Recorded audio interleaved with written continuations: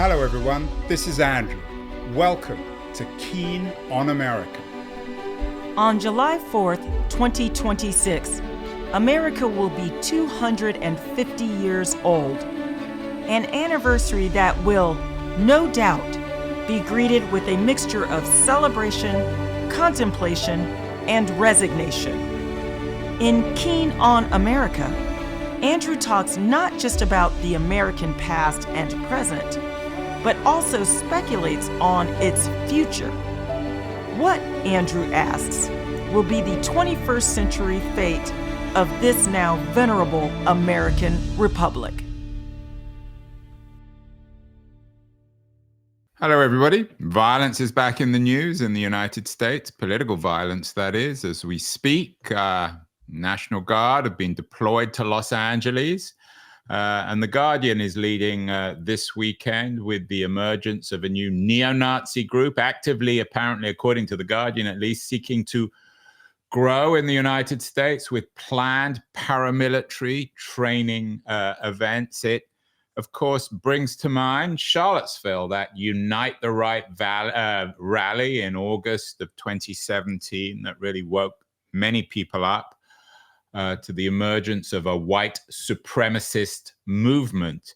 The images, of course, have been seared in many of our consciousnesses, the violence and the counter-protests against the right. I'm thrilled that a new book has been written about Charlottesville. It's called the Charlottesville of Unite the Right rally in August 2017. It's called Charlottesville, An American Story. It's written by someone who grew up in Charlottesville, Deborah Baker, and she's joining us from her current home in Brooklyn, New York. Deborah, why do you call your book An American Story?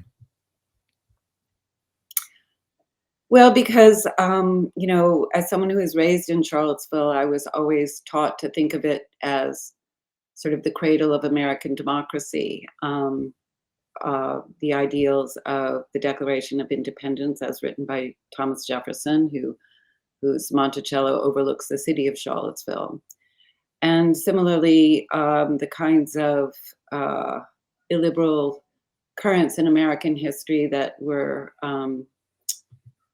evident on August 11th and 12th, 2017, with the arrival of Unite the Right, shows there's this answering American story, which is darker and less visible to people living with this idea that America's progressing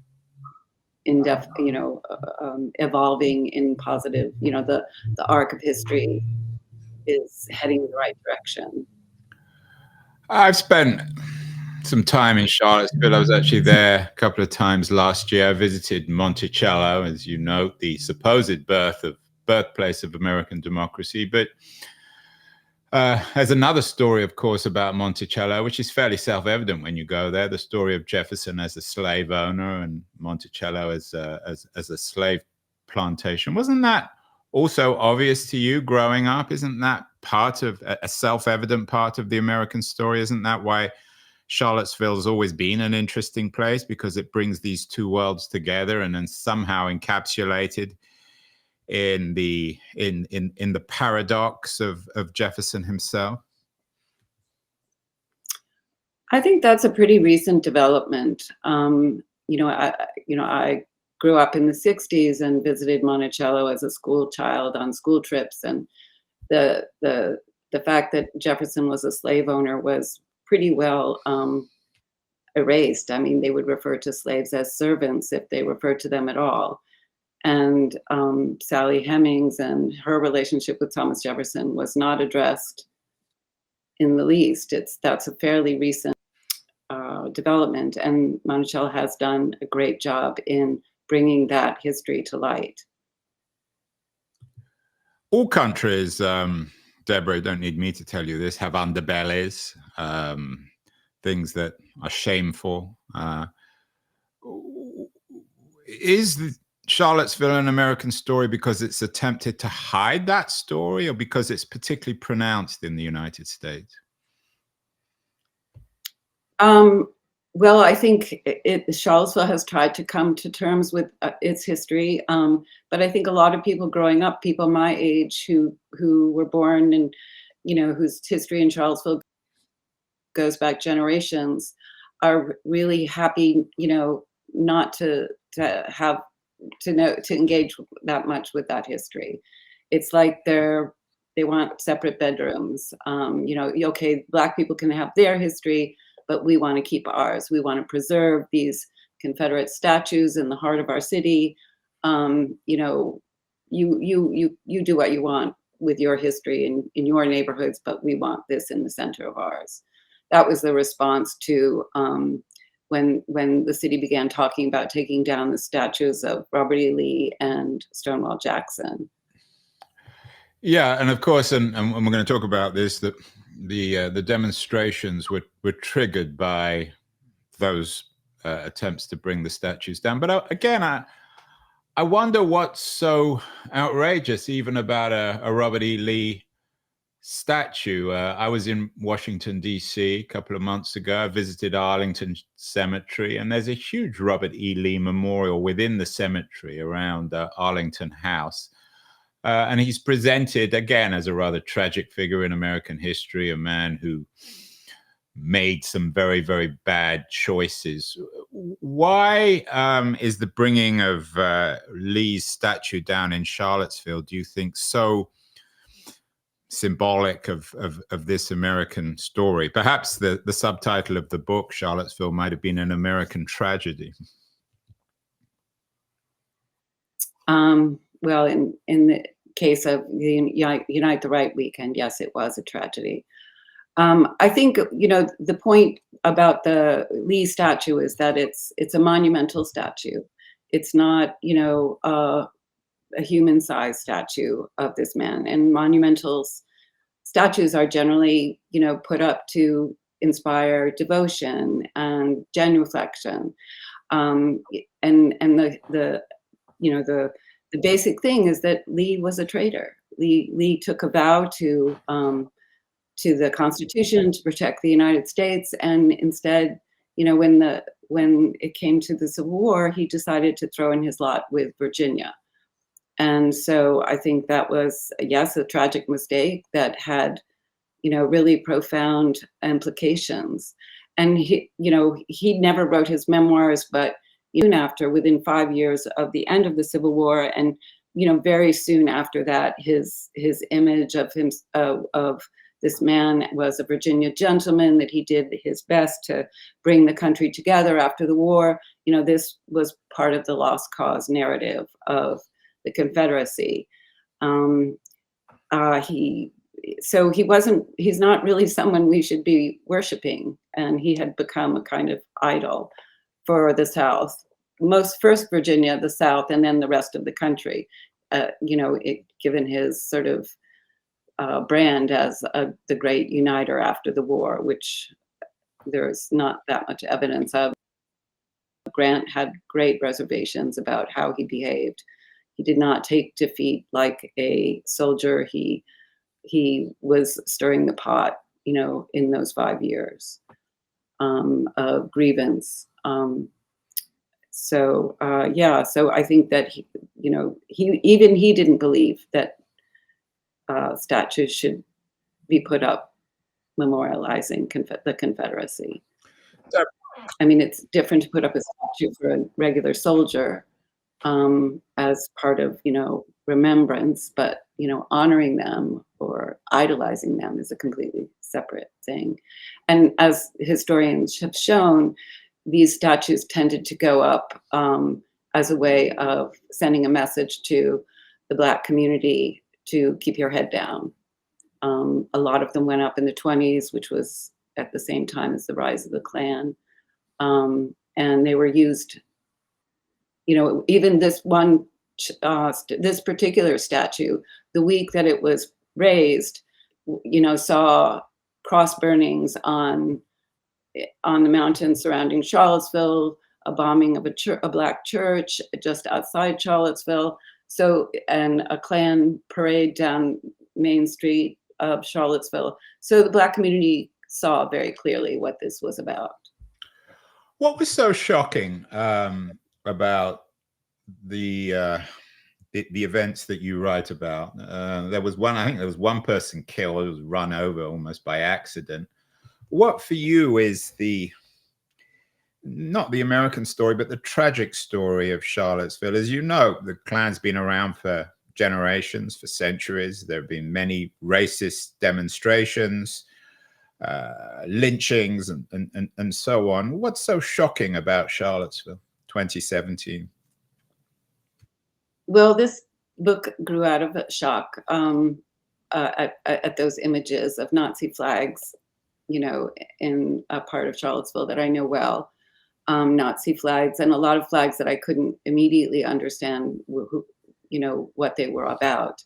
So it was trying to understand, who were all these groups? You have the neo-Confederates, you have the neo-Nazis, but you also have these groups called the Identitarians and, the Proud Boys, and then all these militias. So I was trying to understand because I didn't feel that the press coverage seemed very unmediated. I wanted to understand just sort of the mechanics of how this all came together. And, Charlottesville's a liberal, progressive kind of bubble. And, my last few books have been largely dealt with, the Indian subcontinent. So I hadn't really been paying very close attention to, America and American history, So this was sort of a wake-up call. It's like I didn't really understand where Trump came from, and I certainly didn't understand where all these came from. So it was my effort to engage with my home, the blinders I grew up with, and who were the people that saw what was coming, who saw more clearly than anyone else what was coming and prepared themselves and prepared the city. And, why did their warnings fall on deaf ears? Those were the kinds of questions I was asking myself before I even decided to write the book. I didn't think I was I'm not a journalist. I, write about dead people mostly. The idea of writing about not just, my contemporaries, but often people who are like half my age, was a little daunting for me initially.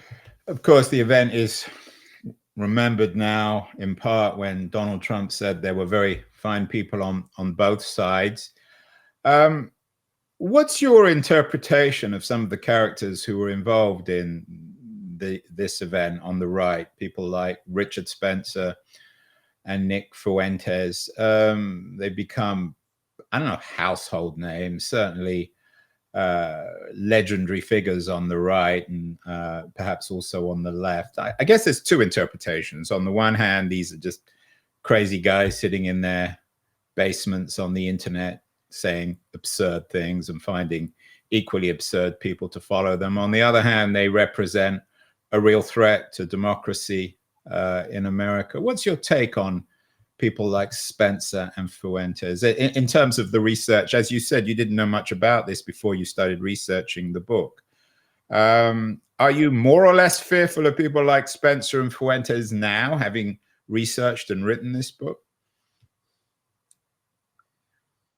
Well, I think the tendency to think of them as these, incels living in their parents' basements, trolling liberals, it sort of leaves us. That's sort of the way we're encouraged to think of them, and that makes them seem kind of pathetic. But actually, they're very, very dangerous people, and they showed that on the weekend of Unite the Right. We since, when I first watched the Mother's Day Tiki Torch, which took place in May, several months before the Unite the Right rally, took place in what was then Lee Park, I thought, what is this? You will not replace us. What does that mean? Jews will not replace us. I didn't know that slogan, that chant. It didn't make any sense to me. But now you have, this, this line basically being parroted by the Vice President of the United States, by Tucker Carlson, by it's become, they are mainstream ideas now. They're not freakish, basement ideas. They are totally mainstream. They are totally institutionalized now. And, so I understand people, it's happened so quickly that a lot of people, are tempted to dismiss them, but, they are now, going through our libraries and tossing out the histories that have only recently come to light. So, yeah, I mean, I felt like it's strange for me to see them, to see Nick Fuentes at Mar-a-Lago with Kanye West. Richard Spencer had kept a low profile since the end of 2017. There was a case brought against him and the other organizers of Unite the Right. But with the war in Gaza, or the war on Gaza, he's resurfaced. This is a great opportunity to spread, anti-Semitism for him. He's in conversation with Nick Fuentes.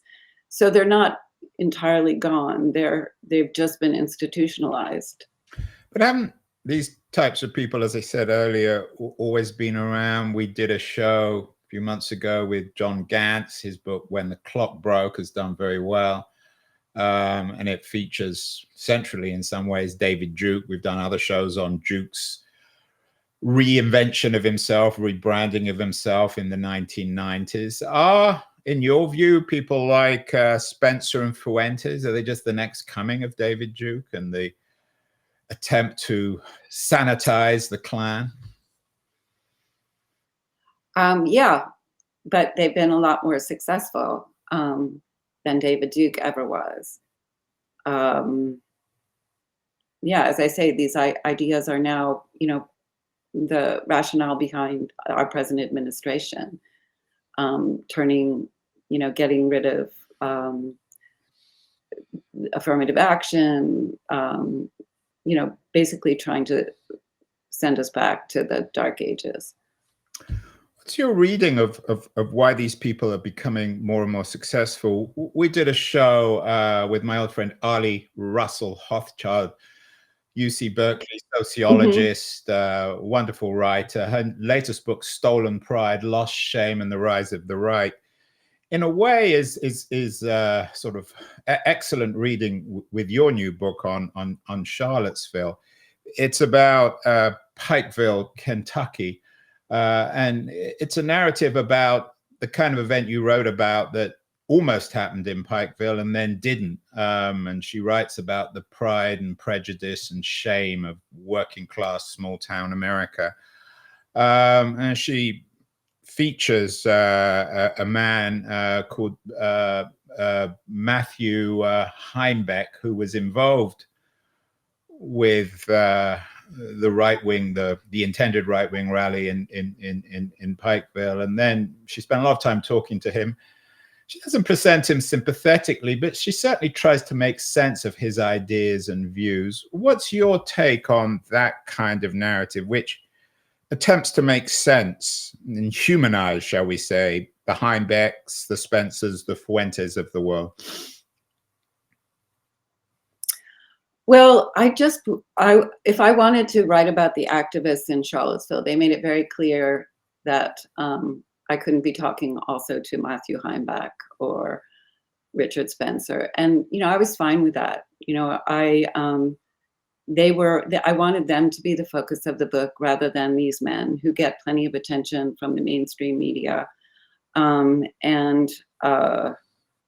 But I had to write about them to a certain degree. And in fact, I write about Pikeville and Matthew Heimbeck's, that whole rally that he held there, which was kind of a dry run for Charlottesville. And just the assumptions they wrote into Pikeville, and it's a town, in Appalachia where, 90% of the people there voted for Trump. But they wouldn't be rolled. The Pikeville residents were came out, shouted them down. They knew that Matthew Heimbeck had come to Pikeville because he thought they were ignorant hillbillies. and that's not how they understand themselves. Pikeville was not part of the Confederacy. They do not, it wasn't a slave holding part of the South. So I was really impressed with how they handled the arrival of these far right groups in their town. Yeah. So I mean, I have sympathy towards them, the citizens of Pikeville. But as I said, my priority was to understand how the people of Charlottesville, to understand the Unite the Right from the local perspective. And that meant talking to the activists. It meant talking to the Seville Black Lives Matter, to the groups showing up for racial justice, for a clergy group called Congregate, and the Clergy Collective, and the ways in which they work together to come up with a counter protest, and that would provide some other visual than a Nazi flag on the street. In the New York Times review, you got a very nice review this week, how a hate crime in a southern city foretold the rise of the far right. It's written by Kevin Bass. He begins, it's a wonderful sentence. Charlottesville always seems like an odd place for Charlottesville to happen. Is that fair in what he's saying? Could one have ever imagined that, quote unquote, Charlottesville would have happened in your hometown of Charlottesville?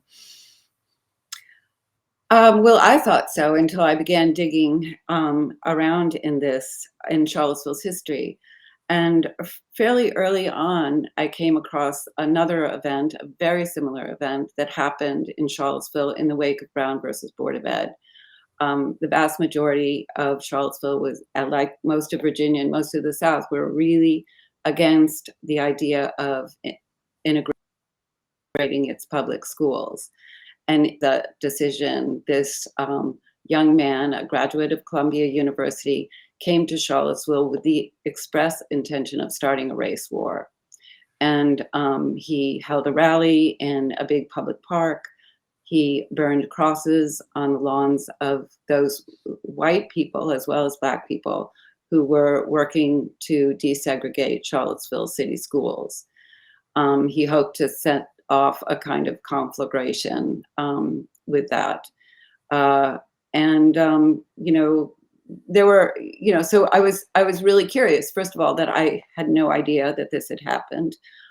This was, a few years before, it was never something I heard about. And it was sort of a lesson to me on how certain ugly chapters in history get buried.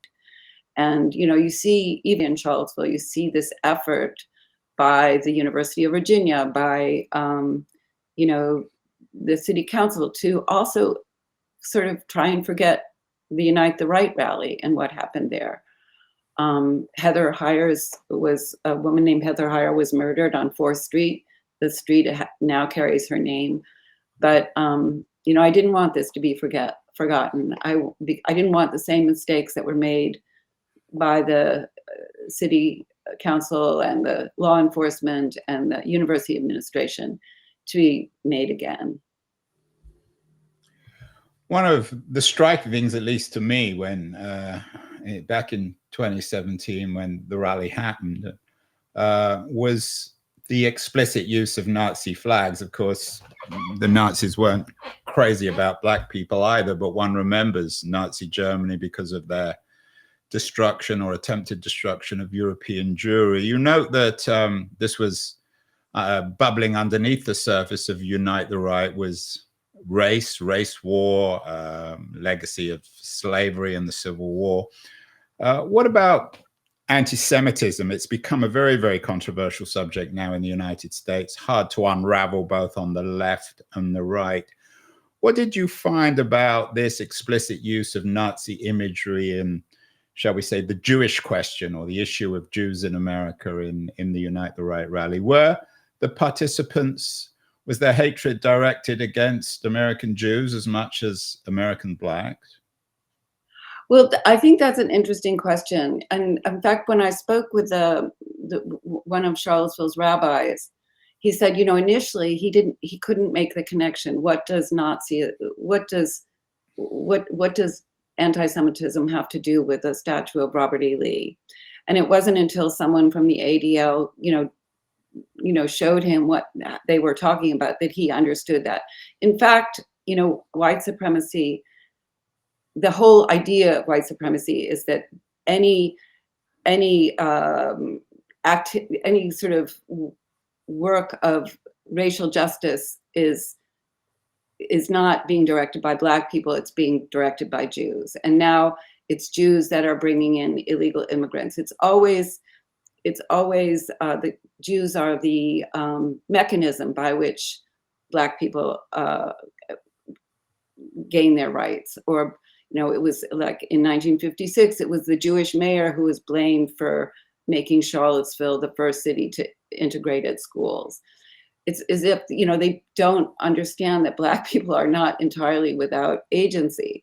So they have to say that, that the dark side is all being, the Jews are orchestrating it all.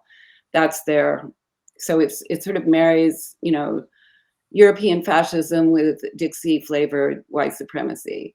That's, and I was confused by that at first too. And it was, only by, digging into this history that I saw that this has been a consistent thing throughout American history, predating World War II. Catholics used to be part of that. Right, Catholics were once the problem, now they're the solution. As I noted, Trump famously said there were fine people on both sides. He's back in power again, his second term. He claims he won a landslide, probably an exaggeration, but he certainly is the legitimate president. In your thinking and writing and research about Charlottesville, is America now Charlottesville in your mind? Has it become Charlottesville? Yes, it is. It is. You see it. You see this only now, instead of these sort of hodgepodge of, neo-Nazis and neo-Confederates and militias, you see that those are now being institutionalized. You have, the Homeland Security, you have ICE, you have the Border Patrol, all those military arms of the federal government are now to bear on all kinds of migrants, not just immigrants, but German ladies or Canadian women, or everyone is, and ordinary civilians who are standing up for their communities, as you see in Los Angeles. What about, though, the conditions, Deborah? You're in what some people think of as the People's Republic of Brooklyn, where I know Donald Trump is not particularly popular.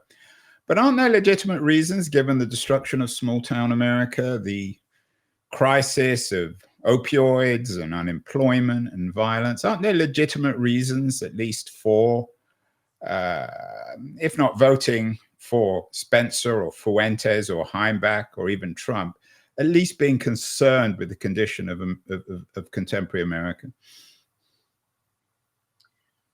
Yes, and I tried to, talk about, just what kinds of conditions, created someone like Spencer. Spencer, we came of age during the Forever Wars, in which, he watched a president lie about, weapons of mass destruction. And no one paid a price for that. And that was also very sort of destabilizing for me to watch those wars, just go on and on and on and on, to see those countries destroyed, to see, these young men who signed up for the military and women in the wake of 9/11 just be, cannon fodder. And just the way we destroyed two countries that, and that had nothing to do with the attack on America of 9/11.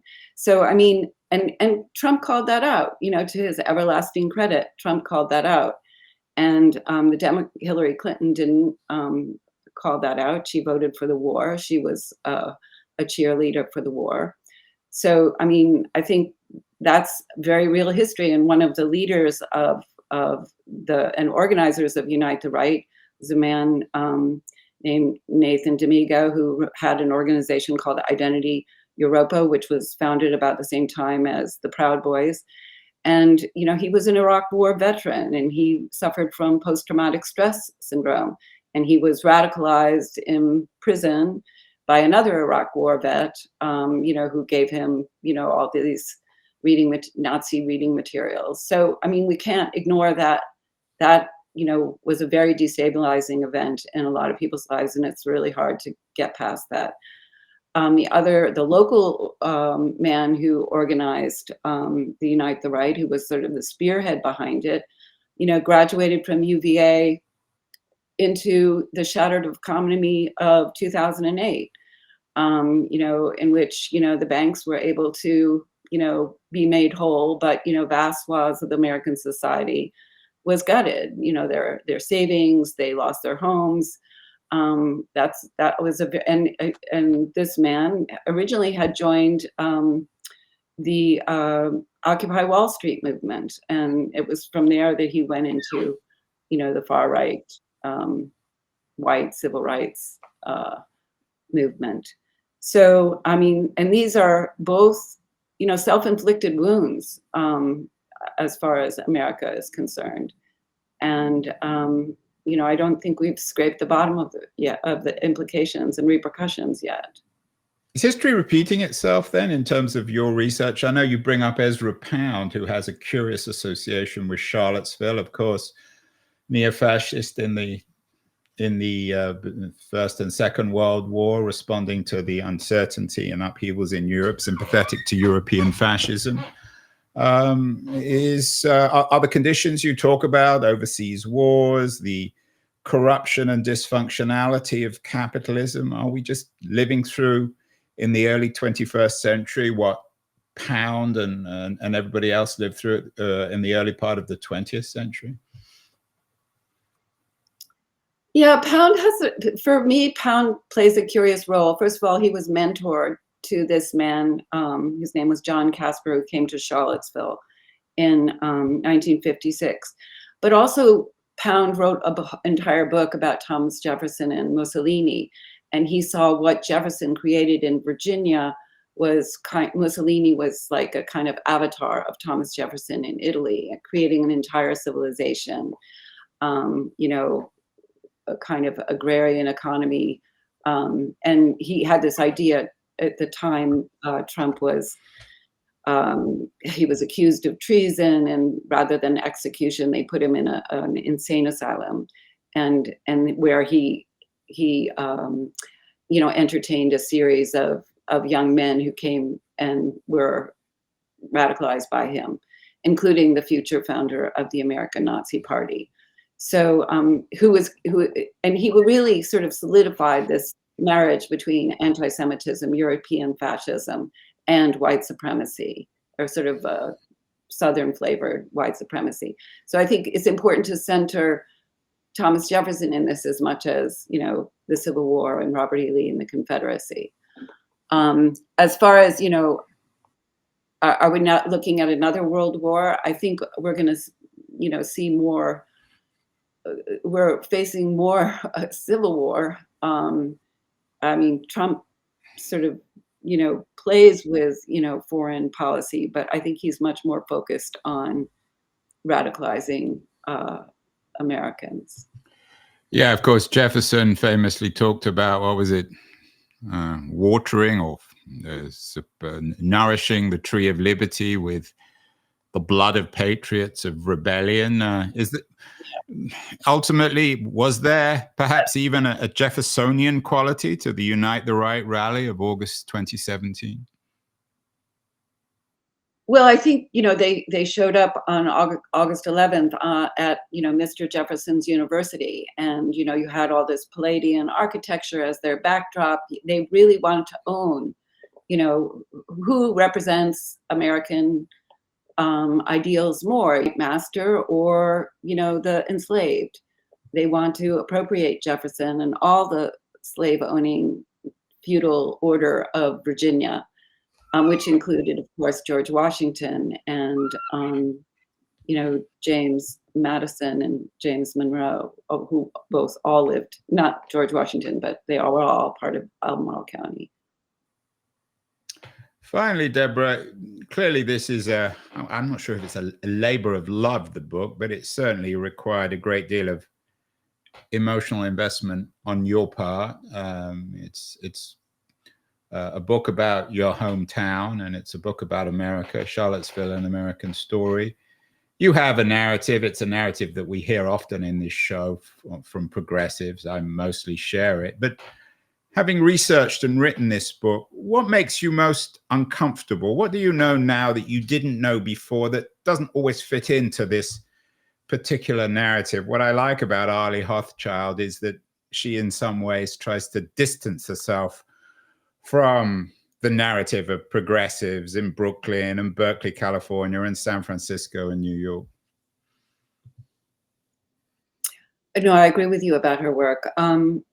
I guess, what I wanted to understand is Charlottesville is a deeply progressive city. But why then was the president of the University of Virginia, the mayor, and the police chief, why were they all telling their fellow citizens, their tax-paying citizens, to just ignore what was coming?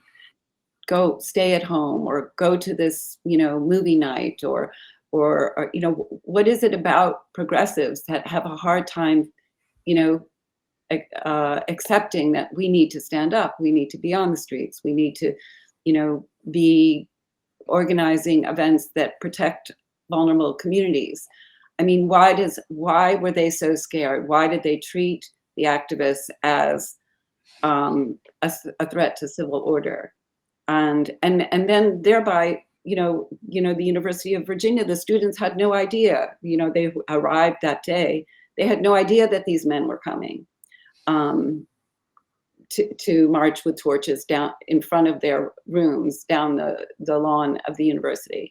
I mean, at a certain point, it becomes, really mysterious. Why weren't they warned? Did they close? Does the university intent on closing their eyes to what was coming down, the pike for them? So I wanted to understand why all these warnings, why these people were not listened to, and because part of, I understand, you hope that if you close your eyes, it'll go away, but it doesn't. It's there, it's here, it's staring us in the face. It's happening in Los Angeles, it's happening, at Home Depots all over. They're wearing masks, they're, have shields, they have guns, they're back, in strength.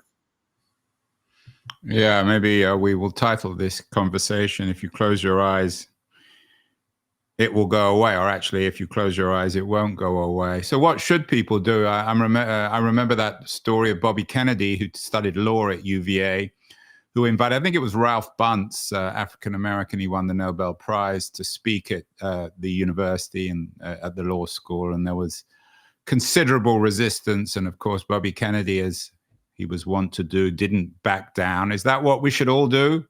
Refuse to back down, demonstrate? Yeah. And I think we should listen to people like Ralph Bunch. We should listen to people who have been on the front lines, who understand that this has never gone away. We